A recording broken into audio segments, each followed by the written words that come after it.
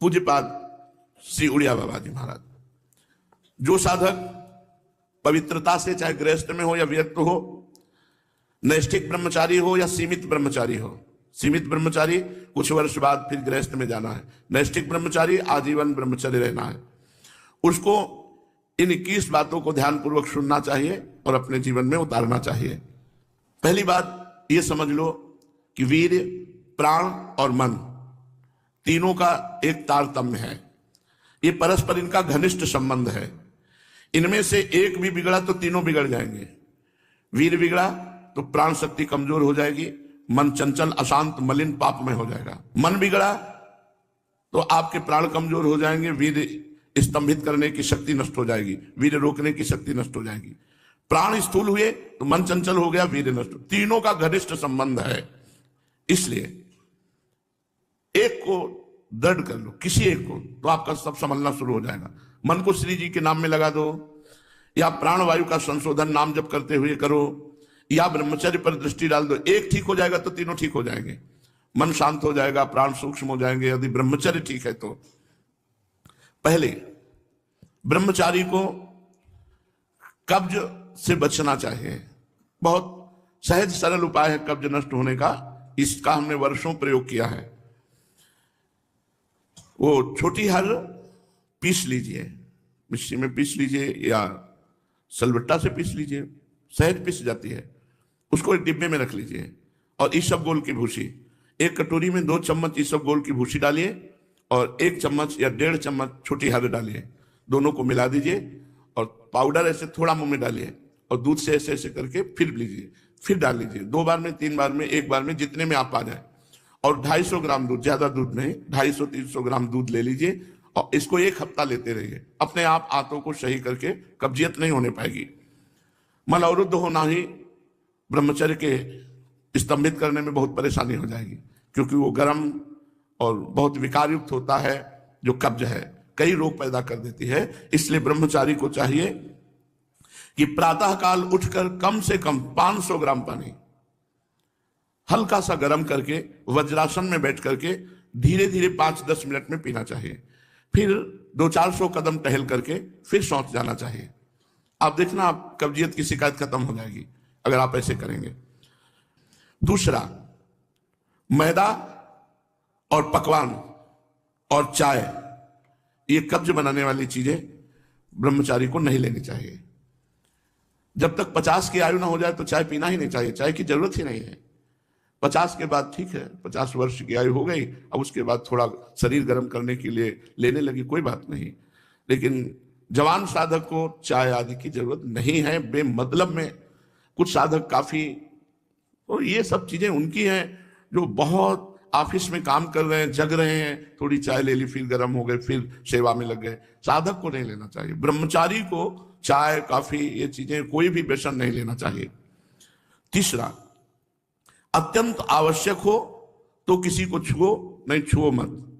रोगी को छूने के लिए कोई परहेज नहीं है। मान लो कोई रोगी है, आप सेवा में लगे हो, तो उस समय कोई परहेज नहीं, पूरे बिल्कुल प्यार से उसकी सेवा करो। कहीं कोई तुम्हारा नुकसान नहीं होगा, क्योंकि भगवत भाव से सेवा कर रहे हो। आपने किसी को छुआ तो परेशानी हो जाएगी। इसीलिए बच के भगवत मार्ग में चलना है, तो बच के।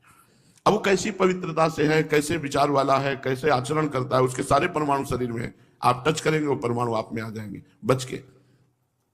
चौथा, किसी से अश्लील बातें मत करो।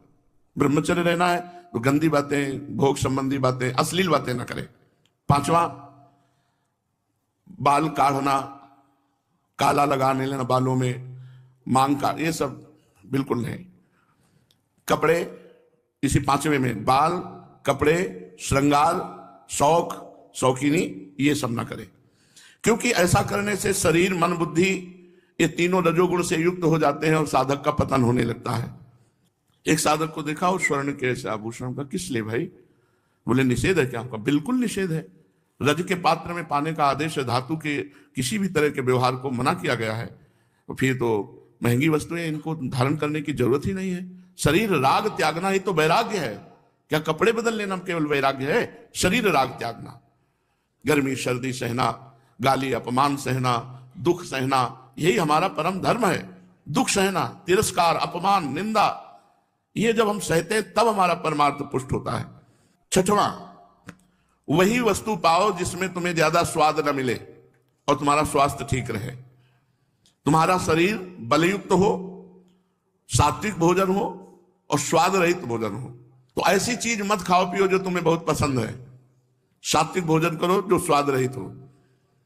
सातवां, इत्र, फुलेल, सुगंधित द्रव्यों का लेपन बिल्कुल निषेध है ब्रह्मचारी के लिए।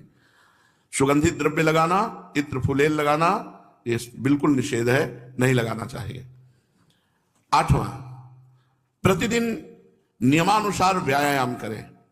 व्यायाम बहुत बार साधकों से कहते करो।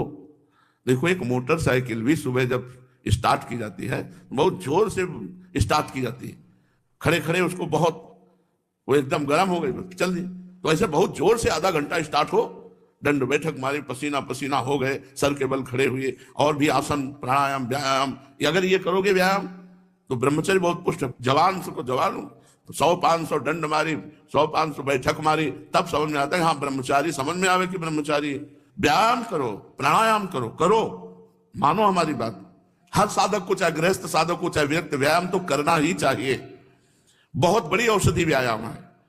प्रतिदिन नियमानुसार व्यायाम करो और भोजन उतना पाओ जितना आराम से पच जाए। 9, अच्छी तरह चबा चबा करके भोजन करो। कोई कोई तो ऐसे भोजन करते हैं, कवल गया वो अंदर गया। भगवान अंदर कोई मशीन कटिया काटने की थोड़ी लगी, आते हैं 32 दांत भगवान ने इसलिए दिए कि 32 बार एक कवल को चबाओ, एकदम महीन लुगदी करके। 2 रोटी भी अगर ऐसे पाओगे तो बहुत बड़ा असर करेंगे, वो आपका पौष्टिकता बढ़ाएंगे। अरे जल्दी जल्दी जल्दी जल्दी, शास्त्र कहता है थोड़ा आहार करो लेकिन खूब चबा चबा करके आहार करो। और दांत सफाई रखनी चाहिए। पाचन शक्ति पर बहुत प्रभाव पड़ता है जब आप चबा के नहीं पाते हैं। कुछ दिन बाद आपका लीवर गड़बड़ हो जाएगा। आप चबा चबा के पाइए, थोड़ा पाइए, अधिक समय लगाइए, 40 मिनट में पाइए, 1 घंटे में पाइए, लेकिन चबा चबा करके पाइए। अगर हमारा भोजन चबा के जाएगा तो बहुत जल्दी पच जाएगा और वो स्वास्थ्यवर्धक होगा। थोड़ा अन्न भी बहुत शक्ति प्रदान करेगा। 10वां, 3 बार स्नान करना चाहिए ब्रह्मचारी साधक को। 3 बार ना हो सके तो 2 बार तो करना ही चाहिए।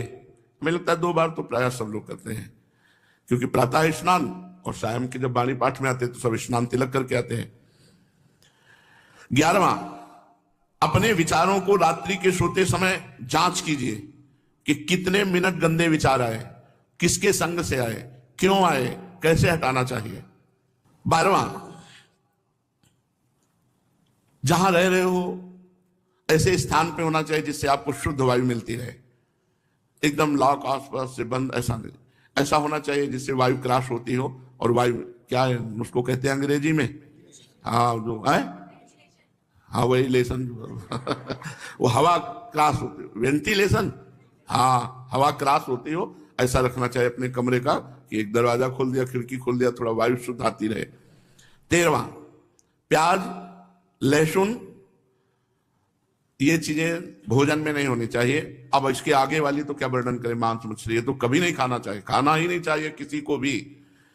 प्याज लहसुन घोर तमोगुण पैदा करता है, इसे नहीं खाना चाहिए, ये संतों ने वर्जित किया है। इसमें कोई पाप नहीं है खाने में, पर ये तमोगुण है और भजन में बहुत विरोधी है, इसलिए इसे नहीं पाया जाता। जैसे कुछ संत सलगम नहीं पाते, गाजर नहीं पाते, बैंगन नहीं पाते, क्योंकि इनमें तमोगुण उत्पन्न होकर के भजन विरोधी वृत्ति आने की संभावना है। प्याज लहसुन तो खुला सब संतों ने निषेध किया है, जो हमारे भागवतिक मार्ग में चलने वाले हैं। रात को रसेदार शाक या दही या छाछ नहीं खाना चाहिए रात के समय।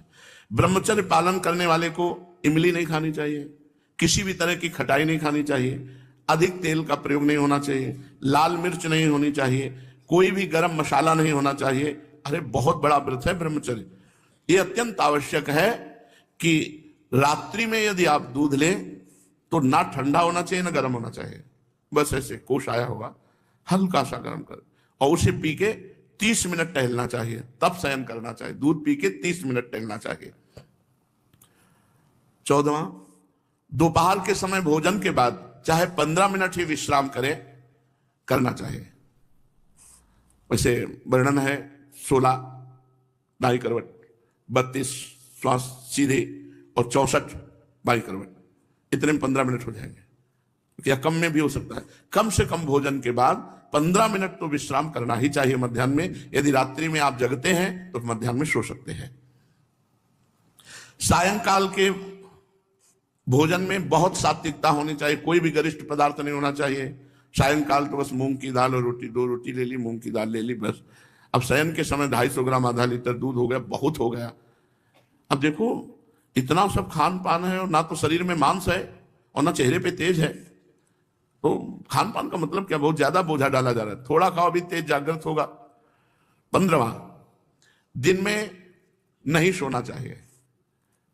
अब ये अभ्यास किया है तो रात्रि में जगने पर भी दिन में नहीं आती ही नहीं है। जैसे लेटे भी ना तो एक ऐसी सरसराहट सी शरीर में होती कि उठ के बैठ गए, कभी टहल रहे, पूरी दोपहर ऐसे कटती है। रात्रि में 8, 9, 11, 12 जगने के टाइम, ये 11 और 12 के बीच में, 8, 9 के बीच में शयन करना। मध्याह्न में 1 मिनट भी नींद नहीं। अभ्यास योग युक्तेन चेतसा नान्यगामिना, अभ्यास किया जाए तो हम हर विषय पर विजय प्राप्त कर सकते हैं।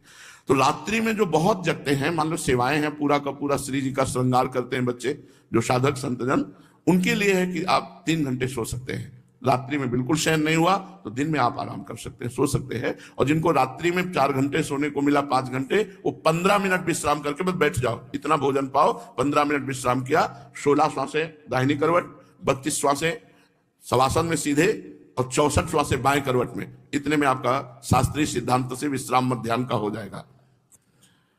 16वां, भोजन के पहले लघु शंका कीजिए, अच्छे से हाथ धोइए, पैर धोइए, हाथ धोइए, कुल्ला कीजिए, तब भोजन पाने जाइए। भोजन के तुरंत बाद लघु शंका कीजिए, इससे आपके शरीर में कभी गर्मी नहीं चढ़ेगी, पित्त नहीं बढ़ेगा, कब्ज नहीं बनेगी। और शयन करने के पहले लघु शंका करके फिर आप जाइए, जनेंद्रिय को शीतल जल से प्रक्षालित कीजिए। 17वां, 64 श्वासें बाएं करवट के बाद, अगर आपको रात्रि में सोना है तो फिर दाईं करवट में तुरंत हो जाइए। बायां स्वर शीतल नाड़ी चलेगी, चंद्र नाड़ी, इससे आपको स्वप्न दोष नहीं होगा। आप देख लीजिए ऐसा करके, 16 श्वासें दाईं करवट, 32 शवासन, 64 बाईं, और अब सोना है आपको तो तुरंत फिर दाईं करवट हो जाइए और दाईं करवट सोने का अभ्यास कीजिए। जो 18वां, रात्रि में पहली नींद के बाद जहां नींद खुल जाए दोबारा मत सोइए, बैठ जाइए आसन पर और जप कीजिए, भजन का अभ्यास कीजिए। ये जीवन भर रही है वाणी हमारे साथ, तो यही अभ्यास पूज्य पादुड़िया बाबा की आज्ञा से, यही अभ्यास आज भी यही अभ्यास भगवत कृपा से है। तो इसीलिए 11 से 12 का, जितने में नींद खुली, बस जहां घड़ी पे दृष्टि पड़ी 11 के ऊपर, तो बस फिर बैठ गए। बराबर तो बैठ नहीं सकते, घंटा 2 घंटा, तो फिर थोड़ा 4 कदम टहले, फिर बैठ गए। ये लड़ाई है, लड़ाई है, नींद से लड़ना, भोजन से लड़ना, काम क्रोध से लड़ना। भगवान के लिए हम इन सब सुखों का त्याग करते हैं जो लौकिक सुख है। रात्रि में निद्रा भंग हो जाने पर साधक को पुनः नहीं सोना चाहिए, नहीं तो स्वप्न दोष होने की संभावना है। साधक को चाहिए समाचार न सुने, टीवी न देखे, कोई सीरियल न देखे, अश्लील पुस्तकें न पढ़े, ये नहीं करना चाहिए, साधक को नहीं करना चाहिए। हमें सब कुछ भूलकर अपने प्रभु की याद में डूबना, चाहे गृहस्थ हो चाहे विरक्त हो। 20, किसी भी तरह का मनोरंजन न करें। कई प्रकार के सांसारिक खेल हैं, उन मनोरंजन न करें। मनोरंजन करने से संसारिकता बढ़ती है, भजन की गंभीरता नष्ट हो जाती है। यदि आपको समय ऐसा है कि हमारे पास समय है 1 घंटा हम समय, तो आप कोई फुलवाड़ी लगा लीजिए, अगर जगह है उसको सींचिए, आप श्री जी के लिए जो वाटिका है उसकी सेवा कीजिए, सोनी लगा दीजिए, पोछा लगा दीजिए, दीवालों को साफ, मतलब किसी क्रिया में लग जाइए, मनोरंजन मत कीजिए। 21वां, किसी की निंदा मत कीजिए, किसी की समीक्षा मत कीजिए, ब्रह्मचारी है कि नहीं, और किसी भी सांसारिक उत्सव में सम्मिलित नहीं होना चाहिए। श्राद्ध है, पितृ तर्पण है, ब्याह है, पार्टी है, किसी भी तरह के इसमें नहीं सम्मिलित नहीं होना चाहिए। हमें सम्मिलित होना है भगवत भक्तों की, जहां लीला कथा हो रही भगवान की, उस सभा में। हमें सांसारिक संबंधों की सभाओं में नहीं। लो बाबा निमंत्रण है, आप आ जाइए ब्याह में, किसी के भी ब्याह में सम्मिलित होना, पार्टी में सम्मिलित होना, मुंडन के उत्सव में सम्मिलित होना, पितृ तर्पण आदि के, श्राद्ध आदि के, किसी में भी नहीं। किसी भी ऐसे उत्सवों में सम्मिलित नहीं होना जिनका संबंध संसारिक क्रियाओं से है। ब्रह्मचारी उपासक को चाहिए कि बस केवल भगवत भक्तों की जहां मंडली है, भगवत चर्चा है, रसिक मंडली में या तन को नीके ढंग लगाओ, क्योंकि वहां आपकी वासनाएं नष्ट होंगी और भगवत आराधना होगी। पार्टियों में जाओगे, लोग ऐसे वैसे, रजोगुणी कपड़े, रजोगुणी भोजन, तुम्हारा बुद्धि चलायमान हो जाएगी। क्या हुआ? रसेंद्री का ही तो स्वाद है। अरे मारो, घाटी नीचे माटी, बस ऐसे 2 अंगुल जीभ का स्वाद है, यहां से गया खत्म, नरक। तुरंत उल्टी करो तो गंदा, और 6 घंटे रुक जाए तो गंदा ही गंदा। काहे को अपनी इंद्रियों को